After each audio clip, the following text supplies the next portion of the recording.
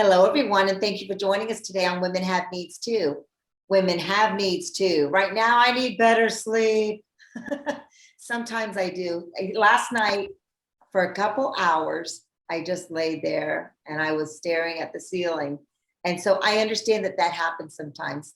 But Dr. Michelle Trias, she is a naturopathic healer, and she is with us today to talk about getting better sleep, right, Dr. Michelle? That's right. Nothing feels better than a good night's sleep, right? Right. Well, thank you for joining us today. No, when you get 8 hours sleep straight through, well, for me, it's 8 hours. Sometimes it's 7, sometimes it's 9, but I'm good within that 7 to 9 hour range. And I feel fine. It's those 5 or 6 hours that I'm like, by 3 o'clock, I'm like, okay, I need a nap. Right.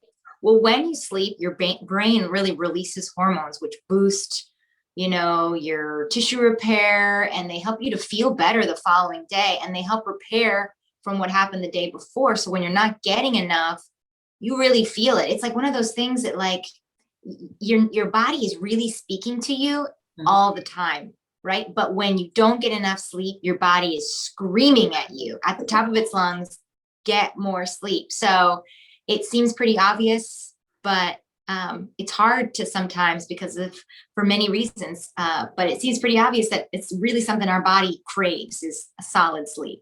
Yes, I agree. The screaming part, sometimes it screams at you, like, be quiet, I need to sleep, I'll take a nap.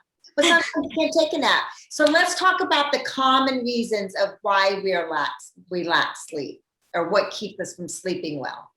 Well, usually it's two reasons. One, we actually can't fall asleep, or two, we fall asleep and we can't stay asleep. So these are the two main reasons why we don't get a lot of sleep. Now, there are some people can't fall asleep or can't stay asleep. Can't stay asleep. Some people can't, even if they fall asleep quickly, they wake up in the middle of the night, either because they have to go to the restroom or because they just wake up, and they get very, very, very, very frustrated with that, because it seems like, because you're still tired. Right? Even when you wake up and your body wakes up, you're still really, really tired. And so those are the two real main reasons. Of course, some people suffer from insomnia, from other issues that may be going on pathologically, but these are the common two. And so let's start with can't fall asleep. Okay. Not because this is the easiest, this is actually the hardest. And it's the most common, is can't fall asleep, have a hard time falling asleep. So you can probably guess why this is. What do you think? Stress, I would say, or something's on our mind. Stress. I call it like monkey brain, right? Oh. And so you just have to figure. So your brain is like, I'm going to figure this problem out. I'm going to figure this problem out. And you just keep on keeping on in your brain. Okay. And stress too. Or if you you have too many responsibilities, too many things to juggle. If you say yes too much. And so that can be a really big problem. So I've heard that if you have a lot that's going on in your mind, just go ahead and get up, write down the list, and then it's there in the morning. That way you can stop thinking about it, and it's all written down, and you can try to go back to sleep, or try to go to sleep. Yeah. I mean, that some people have tried that, and then they have a hard time going back to sleep. So that is something that I would say is a good tactic in the short term, but the better tactic is to say no to doing too many things, and to say yes to yourself and to self-love. And so get to the root cause. What is the root cause of the stress? Well, I do too much. I say yes to too many things. I agree to do too many things because I want to help, or I want to sign up for the bake sale, and I want to be on the PTA, and I want to take my kids to dance, and I want to take care of my mom, and I got to make dinner. We say yes, yes, yes, yes, yes, yes to all these things. And then, it can be problematic for you because you have this list of things you have to constantly be doing. And we're not built that way. It overburdens our adrenals, which increase cortisol and cause problems for us at night, when cortisol should naturally be lowering and going down. We get this increase because oh my gosh, I have all these things that I didn't get done today. And now I have to get them done tomorrow. And we feel that overwhelmingly at nighttime, when we're supposed to be kind of winding down. So yes, you could stop and make yourself a list, but better yet, stop the cycle. Just say no. Like in the 80s, just say no to drugs. Just say no to being overworked. Say no to yes. Yes, to being overworked, overstressed, overcommitted. This is my big one, overcommitted, and yes to joy. So if it's something that brings you joy, then yes, yes, yes, yes. But if it doesn't bring you joy, it's probably the root cause to why you're not getting to sleep. So that's stress. You got it. You nailed it. As to what, but you can help yourself by having a solid nighttime routine. Do you have a nighttime routine? Yes, I do. And 9 times out of 10, I go to sleep when my head hits the pillow. But every once in a while, something's there and I just can't turn it off. But last night I started working on my second book in my head. I was thinking it would just help me get back to sleep. Get to sleep. Wrong. That's wrong. I almost finished the book. I at least got the chapter titles all in. So here's my first tip for you for going to bed, which is something that we all do. And that is checking social media before bedtime. I am so guilty of doing this. And I have to tell myself, no, this is not the time to get involved and go down that spiral. No. Or, it leads you from one, I'll start a podcast and then I'll listen to another one and then I'll get caught on this website and then I'll do some research. And then by the time I know it, it's midnight. I don't know what happened. So last night I was watching the hockey game. And I was watching the hockey game and I fell asleep on the sofa, with my husband next to me. And then I get ready to go to bed and I'm like, wide awake.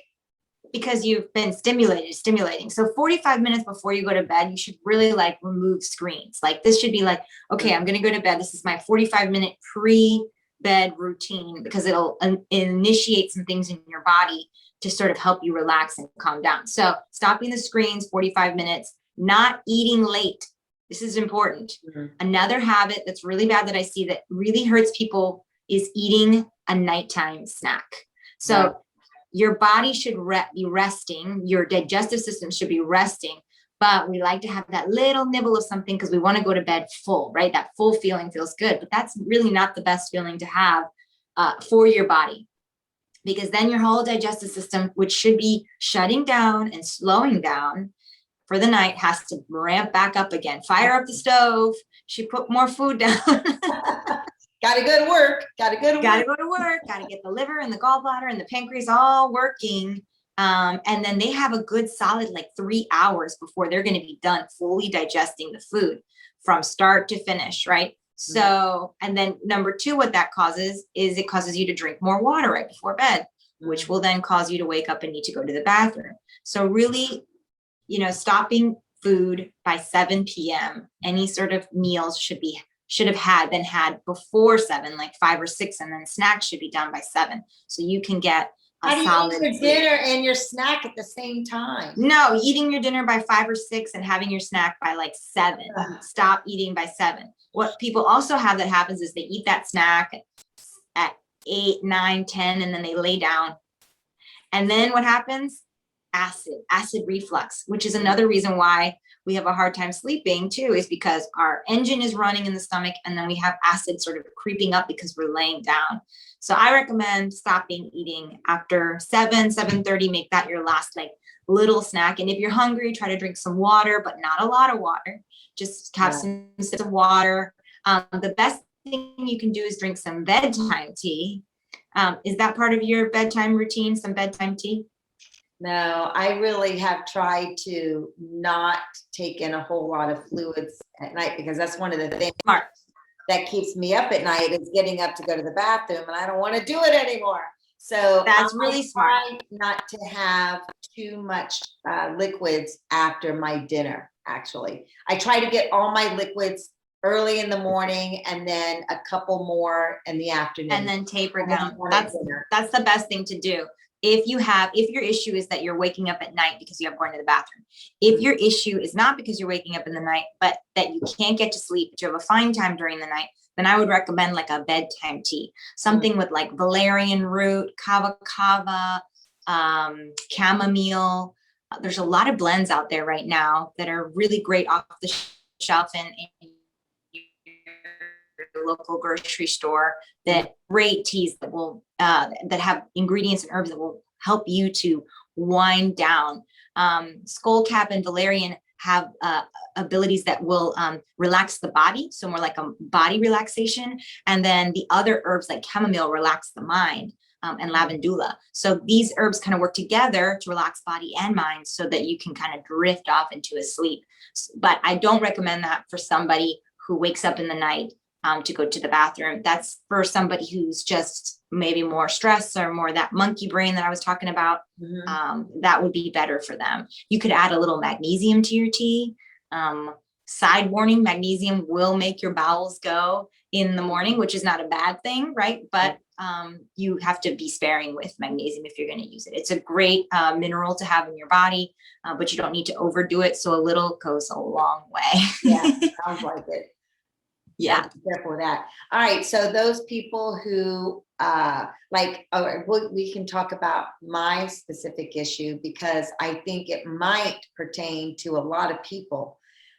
So mine was getting up through the night, and usually it was like 3 a.m., 3:30, depending on what daylight savings time schedule we were on. And you taught me that it was my gut. I remember thinking 20 years ago, I'm like, what? I used to look up, what is the meaning of 3 a.m.? I thought it was a spiritual thing. I didn't know what it was. And there is a spiritual thing about 3 a.m. But I don't know why. I don't think that would be waking me up. So what I learned from you is that it was gut related, because you tell the viewers why, because you can tell them a lot better than I can. So a lot of people think gut and they think intestines, right? You think intestines, but actually the digestive process involves the intestines and the liver. And so a 3 a.m. wake up, when somebody tells me I wake up at 3 a.m. or 3:15, or that tells me that the liver, which is part of the digestive process, is having trouble. And so what it does is, if it's overburdened in the evening when the liver should be cleansing and should be repairing, it starts to kind of pulse a little bit, and it'll wake you up because it's having these like little pulses. And so that's the liver as part of the digestive system is a part of what the gut is happening with the gut. When you have issues with digestion, candida, leaky gut, things like that, that will wake you also, because it will affect the liver as well. It'll affect the whole digestive process. Like I mentioned before, eating late, that's part of digestion that can affect you.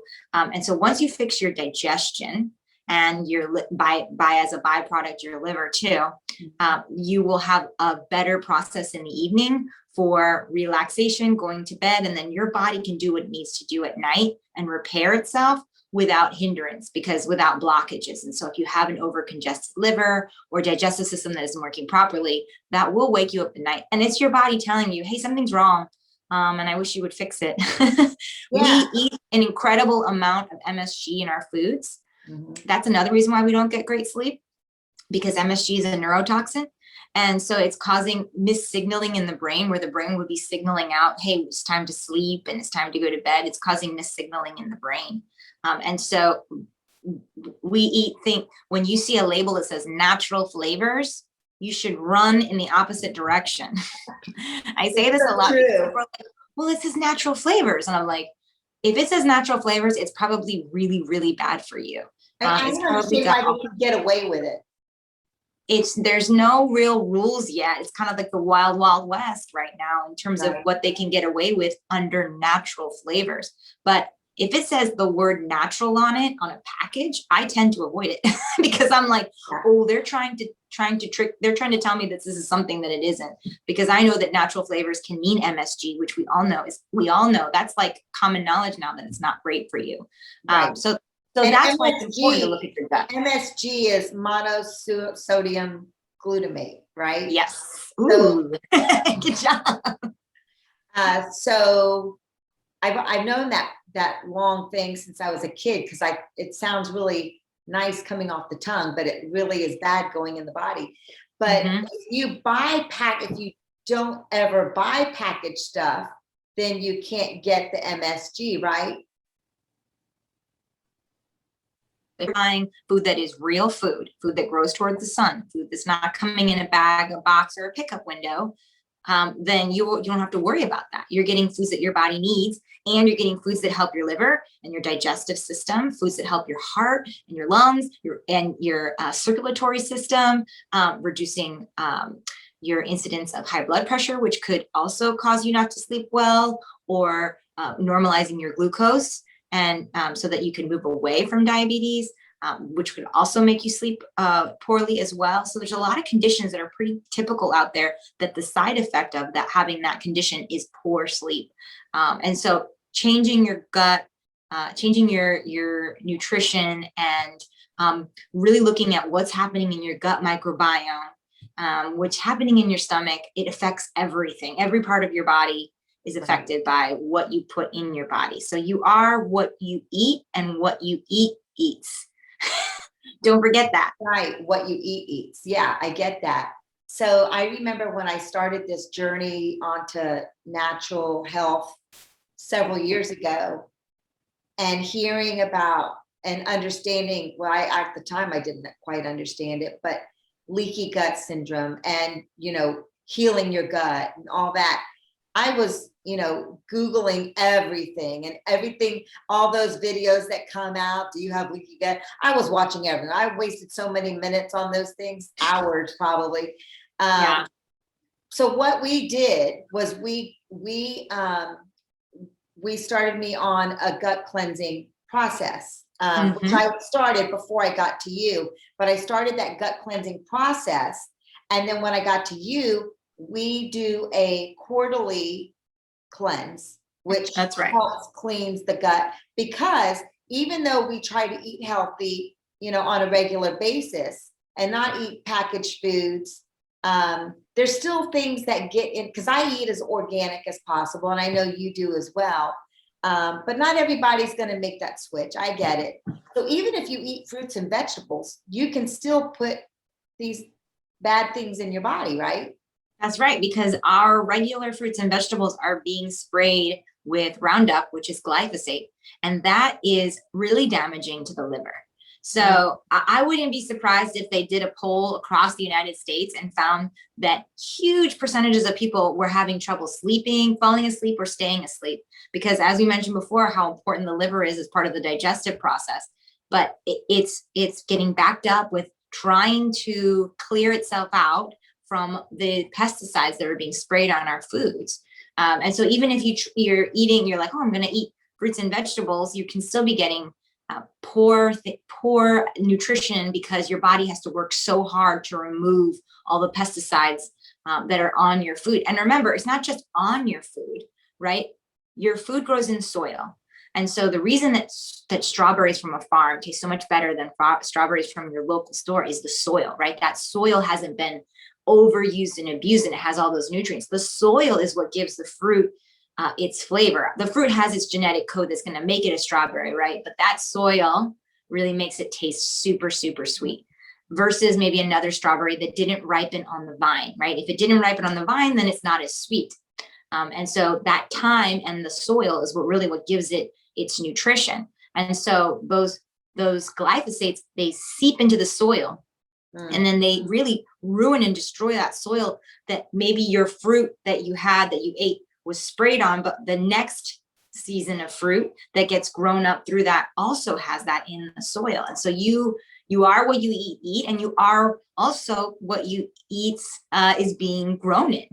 So I know that it's tough to buy organic. I don't always buy 100% organic either, but I think about that every time I reach for fruits and vegetables, or any type of protein, that I'm eating what they ate. So do I want my chicken to be injected with hormones and fed corn, which is not nutritious to me. No, I'd rather have it be not injected. And maybe it's smaller, right? You'll see it's smaller. The Yeah. fruit isn't so big. It's regular size. We want the big one for $1 instead of paying for 2 small ones for $4, right? But it's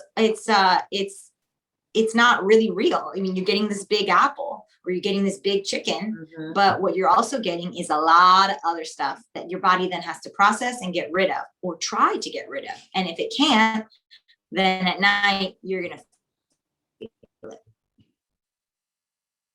Good. So if we're going to break it down, because we have to wrap it up, if we're going to break it down into getting better sleep, go ahead and break that down for us. So you want to start with always have a good bedtime routine, right? And we talked about that, but also think about, what you're doing to your digestive system during the day, and eating more processed and fast food is going to mess with your day and your night. So starting at the beginning with what you eat, and then having a good bedtime routine, sort of shutting down, easing into it. Instead of watching TV, maybe spend 10 minutes with your spouse or a loved one, kind of talking. Maybe not, you don't have to go into your day, but things, your hopes and dreams, that's a very relaxing thing to do before you go to bed. And it makes you feel connected with another human being instead of being connected to the TV. So that's a great thing. Lots of people like to meditate or do a little stretching. That would be great too. Drinking a nice bedtime tea or taking a little magnesium to help you sleep.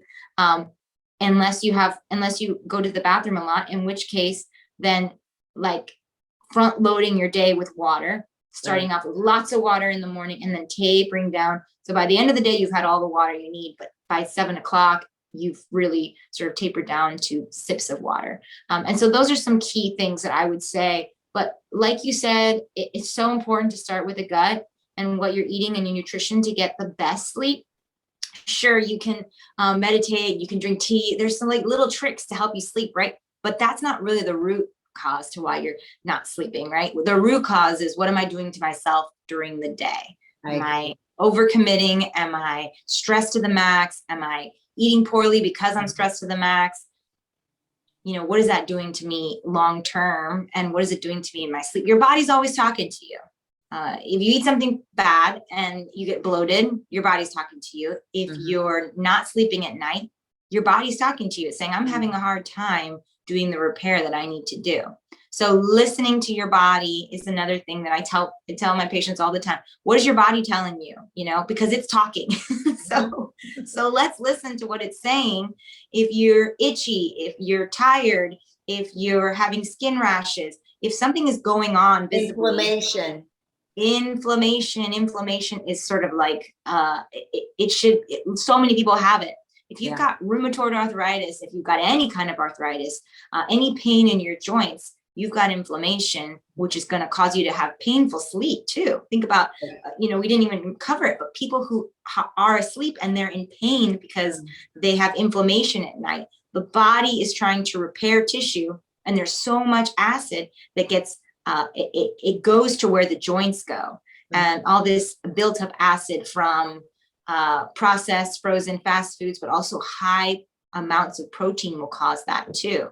And so having a good balance of more fresh fruits and vegetables, organic if possible, and lower amounts of protein, organic as well, grass-fed, free range if possible, is going to be better for your digestion, better for your liver, better for your sleep. Well, good, because I think the bottom line is that most people aren't aware that a lot of times they're not getting good sleep because it is relating back to the gut. And I think we kind of covered all that today. So that was good. I mean, there's so much more, of course, for details, but people can contact you. How do they contact you? That's right. You can reach me at, you can go to MyNaturo, Naturo Wellness.com, and that's my website, or you can email me at drmichelle@MyNaturoWellness.com. Wonderful. And we're going to be talking with you again soon. And our next topic of conversation would be how gut health affects mental health. And we're going to do a 2-part series for that. So I'm excited about that because I think we have such an issue in this country with mental health. And I think if people realize how eating right and getting their gut health in the positive zone, that Yes. their mental clarity and mental health is going to improve as well. So I'm looking forward to Yes. that. That's going to be a great chat. Yes. Well, thank you so much for having me. I really had fun. Here, everybody have a great day. Right now, women have needs too. Right now, I need better sleep. So get on healing that gut so you can get better sleep. Have a great day. Thank you, Dr. Michelle.